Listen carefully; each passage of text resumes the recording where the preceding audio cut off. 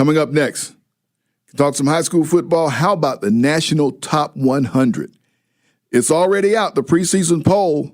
Jeff Fisher, High School Football America. Coming up next on a game day Saturday morning here on Sports Radio 92.9 The Game and 92.9thegame.com. Sports Radio 92.9 The Game and 92.9thegame.com. Sam Crenshaw with you.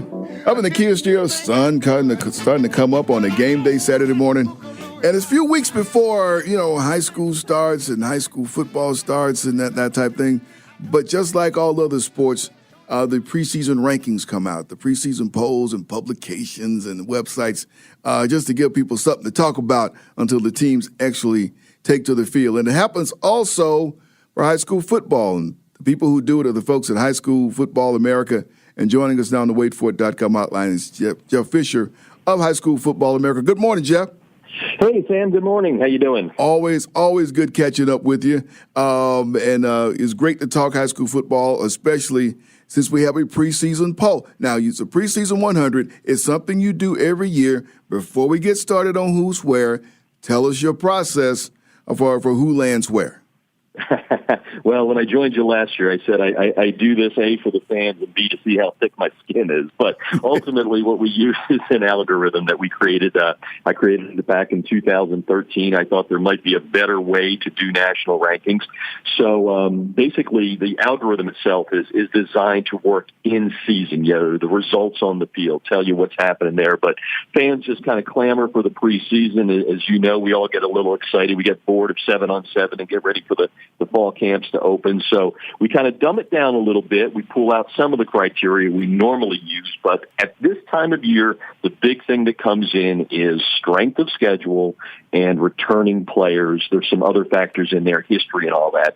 But we put it all into the algorithm. We spit out a top 100 preseason. We then have an on the bubble for 101 through number 125. And then just to make sure we don't have too many people yelling at us, we do an honorable mention. So basically what you see at highschoolfootallamerica.com are 250 teams that we released yesterday in the top 250.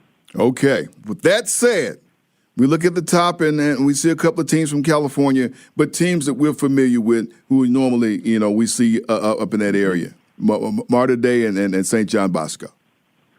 Right. Now, California has a tremendous amount of talent out there, and in that Trinity League, which would be, the best of the best in America, those two guys have spent the better part of the last 3 or 4 years battling back and forth. And what you really see at the top with Mater Dei and St. John Bosco and all the teams in the top four, and they're all private schools, which is another conversation, is they're all playing great out-of-state schedules. And the reason for that is nobody really wants to play them in-state. So now all these privates that everybody in Georgia even knows about, they're crisscrossing the country trying to play each other. And I know we'll talk about Milton, and Milton's got one where they go out there and play number 2 St. John Bosco. But the top of the poll is California dominated, but not to give away the secret here, it was a heck of a year as far as the release of the top 100 for Georgia. 12 teams in all in the top 100.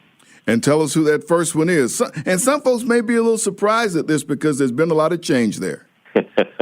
Yes, sir. Well, Rush Probst is gone at Colquitt County, but not the talent and not the tradition. And the Packers are the lead team in Georgia, if you will, in the preseason 100 at number 12. It'll be interesting to see what happens there. Of course, 4 of the last 5 years in the state championship game. Justin Rogers coming over from Jones County. I actually was down at Jones County a couple of weeks ago and just working down there on something and got to learn a little bit about how the community felt about Justin. And they said, we lost a real good one, and they think he's going to be a perfect plug in there. But at the end of the day, the Packers, are one of those reload situations. I think at the end of the day, and I think you and I have talked about this offline at least, Rush Probst, no matter what you think of him, shines a big light.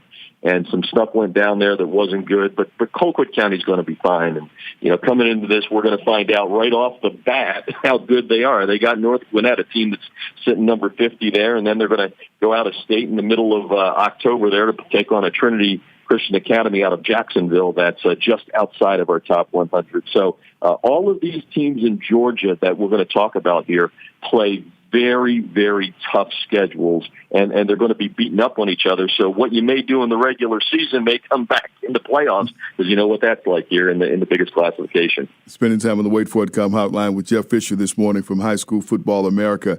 They've released their top 100, and 12 teams from the state of Georgia are listed in the top 100 in the nation. And we got Colquitt at number 12. We come all the way down now to the next one. It's McEachern. A coaching change there as well for them, and they're at 33. Yeah, isn't it ironic? The top two teams in Georgia have new coaches. There with Franklin Stevens taking over. I got to see McEachern twice last year in person. I saw him get taken to the woodshed at the Corky Kell by Colquitt in the season opener, right? And then I saw him take down a very good Cedar Grove team. What I like about them is their physical front. And I'll tell you what, I've seen a lot of football. I'm 58 years old. I'm an old guy, so I've seen, I don't know how many in person plus so much tape, 1,200 in person. Jamil Burrows, the Georgia commit, verbal commit. That kid is a stud. I think defensively they're good. They have enough talent there on the offense as well. I know some people, when I put that out that McEachern was 33, had their eyebrows raised, but I'm telling you, there's some championship quality talent there. All right, looking at some other teams on the list, you got Parkview here, and I know they've been on a bill out in Lilburn for the last 3 years to get back, and they're at 37.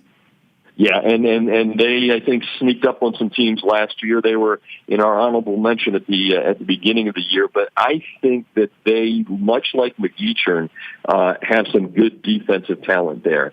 And again, you know, the big thing in 7A, right, is going through a meat grinder. I mean, I've again been around a lot of football. The 7A classification in Georgia, when you get to the postseason, it's, you know, whoever shows up that night, there's talent there to win on either side of the ball once you get past that first round. Yep, we got Archer 43, we got North Gwinnett at 50, you got Lowndes at 52. I'm coming down to the defending state champion Milton. You mentioned they got a big game out with the team in California. They're coming in at 55. Yeah, and to be honest with you, that was the great story last year, watching that run by the Eagles, and Jordan Yates, who's, you know, going on to Georgia Tech. I mean, again, out of all the football I've seen in that state championship game when the Eagles took down Colquitt, you know, there was a tremendous amount of football talent there for the Eagles, but Jordan Yates kind of willed that team to victory. It'll be interesting to see how they replace them. But, you know, they're stepping up that program. Last year they beat a two-time defending state champ in Cardinal Gibbons that kind of opened everybody's eyes. That trip out west is going to be tough. Having lived in California for 6 years before moving here to Atlanta, the one thing that I know, when a lot of great teams from the East go out west, it's difficult because when you play a 7 o'clock or 8 o'clock California kickoff, that means the boys are playing on a 10 o'clock or 11 o'clock schedule. It doesn't matter how soon you get out there. It's hard to adjust to that, but that'll be a good one.